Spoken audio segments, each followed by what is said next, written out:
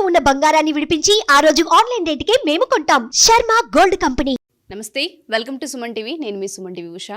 2025 సంవత్సరానికి సంబంధించి 12 రాసుల వారు అసలు ఏ విధంగా ఉండబోతుందో ప్రత్యేకించి అడుగుతూ ఉంటుంటారు. ఎస్పెషల్లీ 12 నెలల్లో కనుక మనం చూస్తే ఏ నెల కలిసి వస్తూ ఉంటుంది, వ్యాపారంలో కావచ్చు, సంతానంలో కావచ్చు, లేదంటే వివాహానికి సంబంధించి కావచ్చు, పెట్టుబడులు పెట్టొచ్చా, సంతానం విషయంలో ఈ టైంలో మేము డెసిషన్ తీసుకోవచ్చా, వివాహానికి సంబంధించి మేము అప్రోచ్ అవ్వచ్చు అని అడుగుతూ ఉంటుంటారు. అండ్ దాంతోపాటు రిలేషన్షిప్ ఎవరైతే భార్యాభర్తలు ఉంటుంటారో మాకు ఏ విధంగా ఉంది, ఒడిదుడుగులు కనిపిస్తూ ఉన్నాయి అని మాట్లాడే వాళ్ళు ఉంటూ ఉంటారు. సో సంవత్సరాంతం ఏ విధంగా ఉండబోతుంది, ఏ విషయాలలో జాగ్రత్తలు వహించాలి, పెట్టుబడులు ఏ నెలలో పెడితే కలిసి వచ్చే అంశాలు ఉన్నాయి అన్న విషయాలపైన మనతో పాటు జంధ్యాల లత గారు ఉన్నారు. ఆవిడని అడిగి తెలుసుకుందాం. నమస్తే లత గారు. నమస్తే అమ్మా. 2025 ప్రతి ఒక్కళ్ళు నూతన సంవత్సరం వస్తుంది అనగానే చాలా వాటిపైన ఇన్వెస్ట్మెంట్ పెడుతూ ఉంటుంటారు. దాని తర్వాత కొత్త కొత్త కార్యక్రమాలు చేయడానికి పూనుకుంటూ ఉంటుంటారు. పెళ్ళిళ్ళు కావచ్చు, లేదు అంటే సంతానానికి సంబంధించి ప్లానింగ్స్ కావచ్చు, జాబ్ మారే విషయాలు కావచ్చు, కొత్త సంవత్సరానికి ఎప్పటికప్పుడు కొత్తగా ప్లానింగ్స్ ఉంటూ ఉంటాయి. సో రాసుల రీత్యా మనం చూసుకుంటే వాళ్ళకి ఈ సంవత్సరాంతం అసలు ఏ విధంగా ఉండబోతుంది, ఎస్పెషల్లీ మేషరాశి వారి కనుక మనం చూసుకుంటే ప్రత్యేకించి ఈ రాశి వారు ఏ ఏ విషయాల్లో జాగ్రత్తలు వహించాలి, మాసాల వారీగా కనుక మనం చూస్తే ఏ ఏ మాసంలో పొరపాట్లు కూడా ఈ పని చేయకూడదు అన్నవి ఏమైనా ఉన్నాయా?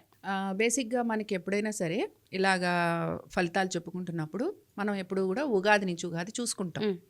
కానీ మీరు అన్నట్టుగా ఏంటంటే కొత్త కొత్త డెసిషన్స్ తీసుకోవడానికి, లేకపోతే కొత్త పనులు చేయడానికి చాలామంది కూడా new year to new year చేసుకుంటూ ఉంటారు.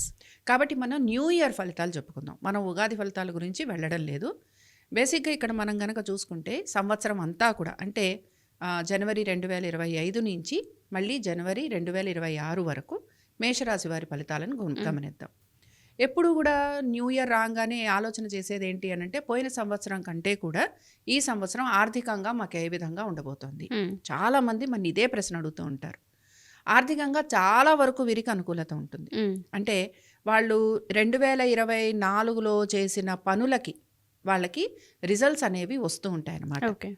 అయితే ఒక విషయం ఏంటంటే గ్రహాలు కూడా మారుతూ ఉంటాయి కదా. ఈ సంవత్సరంలో మనకి చాలా గ్రహాలు మారుతున్నాయి.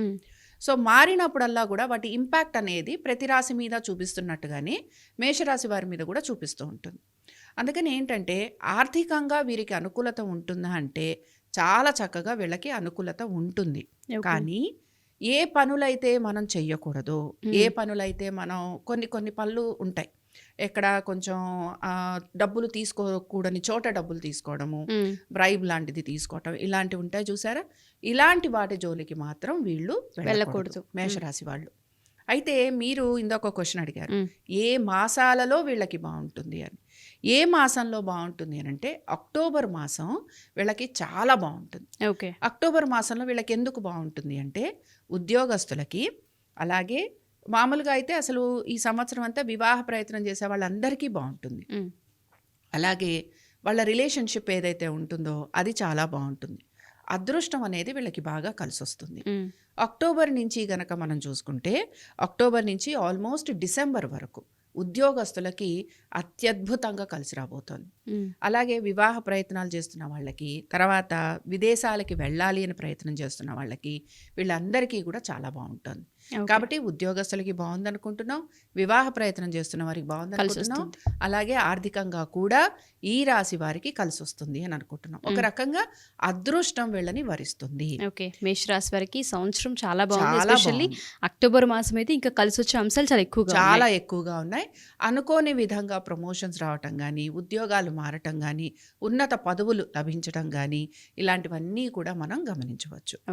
సంతానానికి సంబంధించి ఎందుకంటే ప్రతి వాళ్ళు కూడా మా పిల్లలు ఏ విధంగా ఉంటారు అని అనుకుంటారు గనక ఈ రాశికి చెందిన వారి సంతానం ముఖ్యంగా గమనిస్తే పిల్లలలో కొంత మొండి పట్టుదల ఉంటూ ఉంటుంది. ఏ మాట వినకపోవటం, లేకపోతే వాళ్ళ మనసులో ఉన్న విషయాలు ఏవి చెప్పకపోవడం, లేదా వీళ్ళు కూడా ఏదైనా ఒక విషయం ఉంటే దాని గురించి చాలా దీర్ఘంగా ఆలోచిస్తూ ఉంటారు.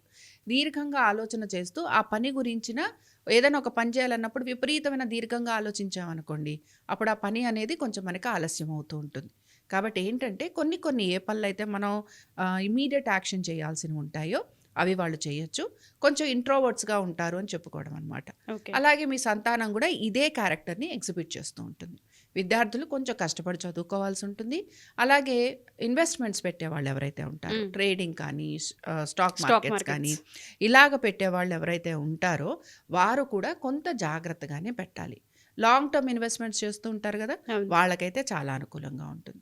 కానీ మామూలుగా రెగ్యులర్గా ట్రేడింగ్ చేసేవాళ్ళు వాళ్ళు మాత్రం కొంచెం జాగ్రత్తగానే ట్రేడింగ్ చేయటం అనేది అవసరం అన్నమాట.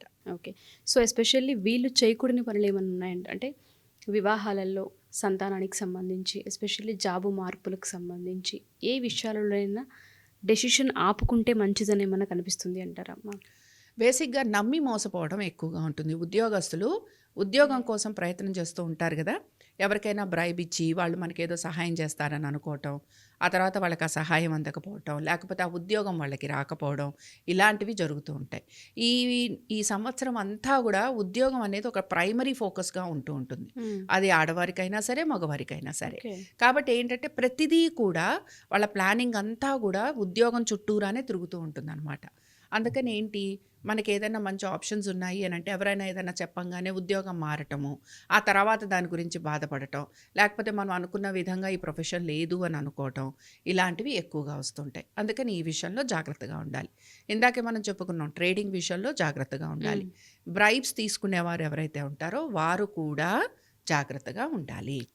అందుకని ఏమవుతుందంటే బ్రైబింగ్ తీసుకొని కొంతమంది ఎలా ఉంటారంటే బ్రైబ్ తీసుకుంటారు, బట్ ఏదో ఒక మంచి కార్యం చేస్తే అయిపోతుంది కదా అనుకుంటారు.